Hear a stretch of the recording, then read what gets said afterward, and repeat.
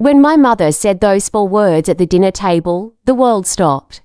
I was 18 years old, sitting between my father and my brother, with a plate of roasted chicken in front of me that suddenly looked like ashes. "You were the family mistake," she said, her voice calm and steady, like she was commenting on the weather.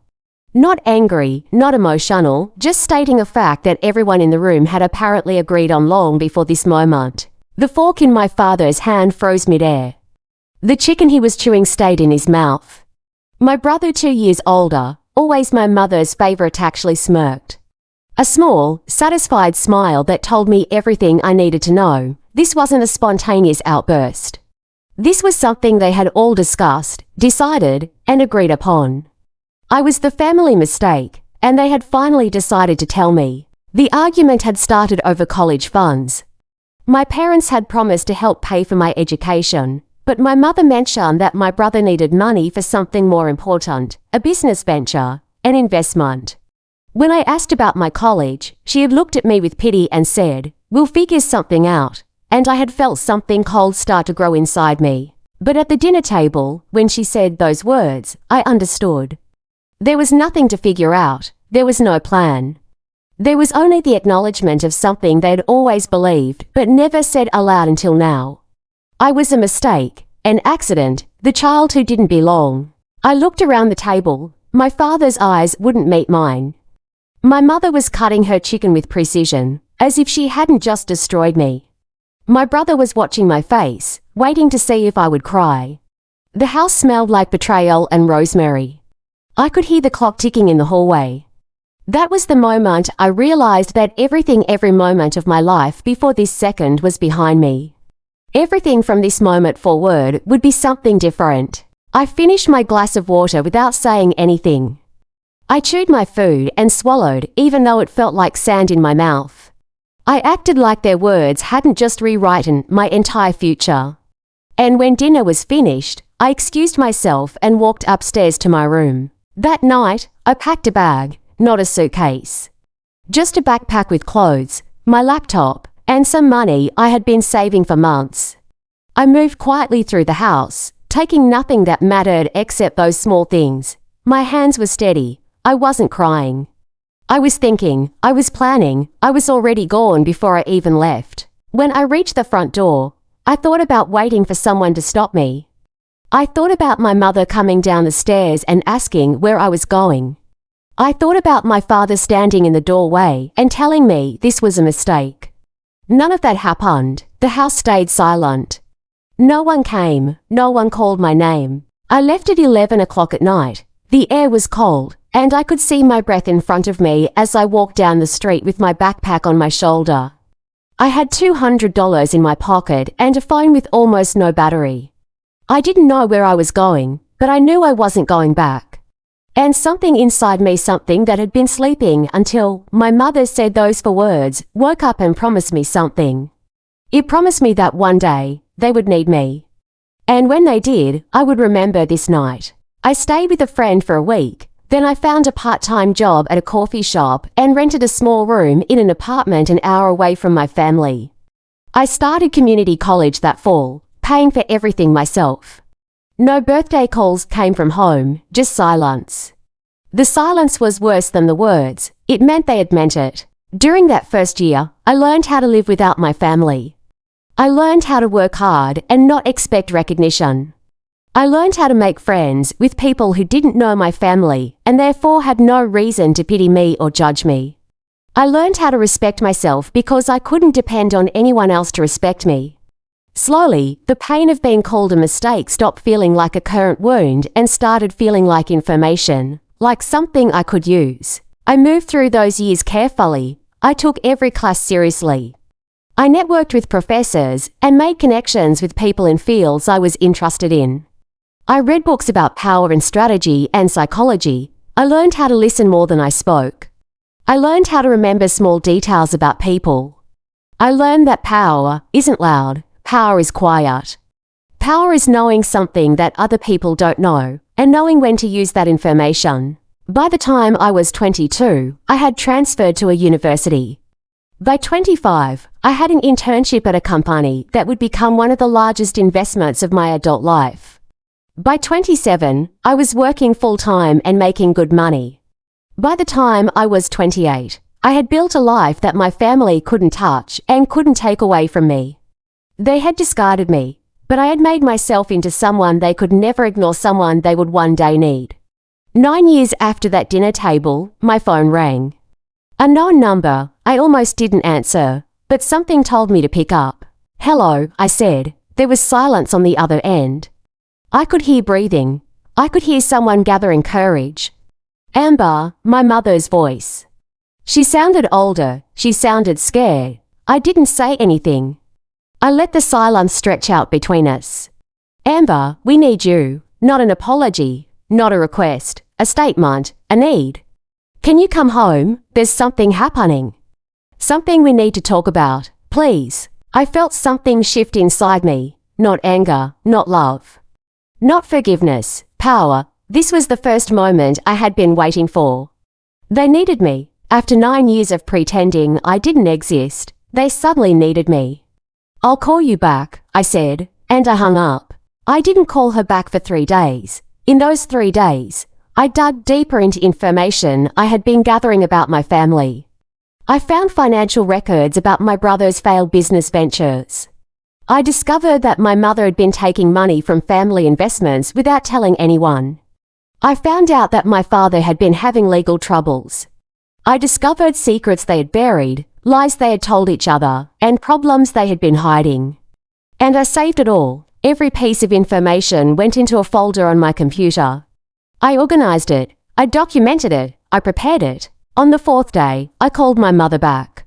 "Yes, we can meet," I said, "but we'll meet somewhere I choose. And we'll meet on my time." I picked a small restaurant with a private room in the back. Quiet, enclosed, no witnesses.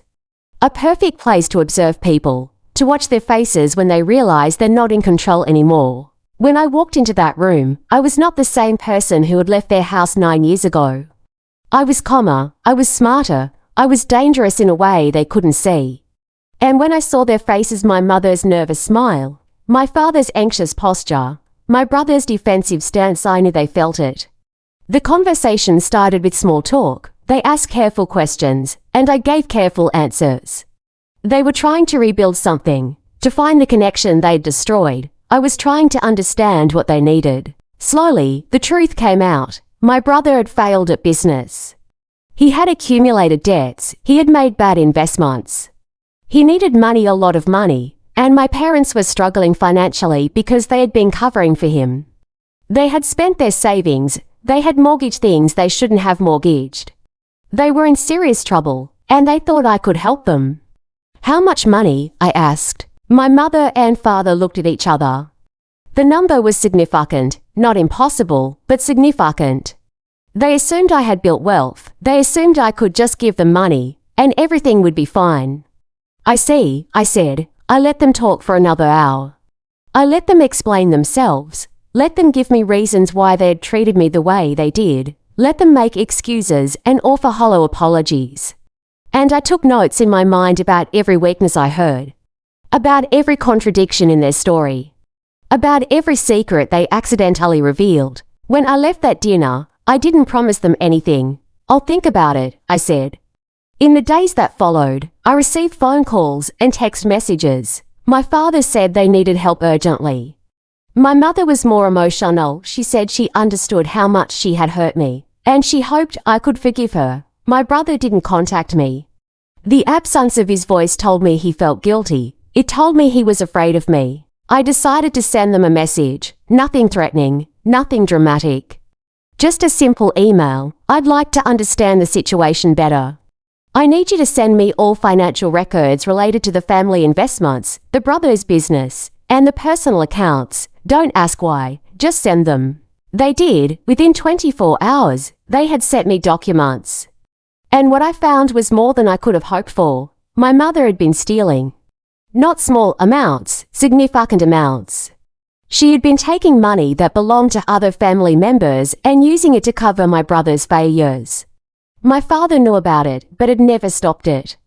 And my brother had no idea where his money actually came from. This wasn't just family drama. This was fraud. I had my evidence. I had my power. I called them for another meeting. This time, they came more desperately. More eager to please, more willing to do whatever I asked. I've reviewed the documents, I said calmly. There's a serious problem. I didn't tell them what the problem was. I let them sit with that statement. I let them imagine what I might have found. I let them think about what I might do. What problem? My mother asked, her voice small. I'm not going to tell you yet, I said, but I want you to understand something. I hold information right now that could destroy this family.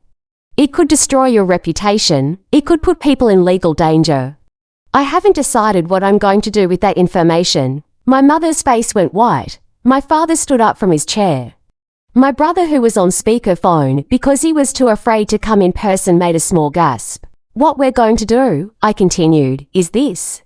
You're going to fix this problem yourself. You're going to return the money that was taken. You're going to contact the people who are hurt, and you're going to make this right.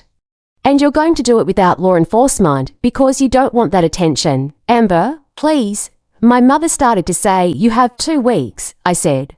When I verify that the money has been returned and that proper steps have been taken to correct this situation, then I will not use the information I have. If you don't fix it, I will. I stood up and left the room. I didn't answer their questions. I didn't listen to their pleas. I walked out, and I left them to deal with the consequences of their own actions. And they did it. In 12 days, they had found the money. They had contacted the people who had been wronged. My mother had admitted quietly, privately, what she had done. My grandmother received a settlement. My aunt received an apology and compensation. The family's private shame became their private problem. But the damage was done. My brother's confidence was shattered because he now knew where his money had actually come from. My father's respect in his own family crumbled because he had known about the theft and done nothing. My mother's authority was destroyed because everyone now understood that beneath her perfect exterior, she was capable of stealing from her own family. And me, I had become someone they feared, someone they respected. Someone they would never betray again because they knew what I was capable of doing. I didn't help them financially. I didn't forgive them. I didn't pretend that years of pain could be erased by a confession made under pressure. Instead, I visited occasionally. I was polite and distant. I was kind but never warm. I held the information I had like a shield between us, a reminder that I was no longer someone they could hurt. 3 years after that dinner, my mother got sick. Cancer. She called me and asked if I would come see her. I did because that felt like the right thing to do. But I didn't pretend to feel something I didn't feel. I sat with her in her hospital room and I told her the truth. I'm glad you're getting better, I said. But I need you to understand something. I will never forgive you for calling me a mistake. I will never forget what that felt like, and I will never let that happen to me again. I survived because of what you did, not despite it. So I'm here to be kind to you, but I'm not here to heal with you, she cried. But they were her tears, not mine. When she recovered, things were different between us. My father had aged in the years since I exposed their secrets. My brother had moved away and started over somewhere new. And I had built a life that was completely separate from theirs, a life that I had created through my own determination and intelligence. I had been called a mistake, and I had proven them wrong by becoming someone they could never ignore. Not through forgiveness, not through reconciliation, but through power, through intelligence, through knowing when to be silent and when to speak, through refusing to let their rejection define me. The story wasn't about revenge, really, it was about survival. It was about understanding that sometimes the most powerful thing you can do is remove yourself from people who don't value you, and then return as someone they desperately need. It was about using intelligence instead of anger, evidence instead of emotion, and timing instead of impulse. I was no longer the family mistake. I was the reason they understood what they had lost.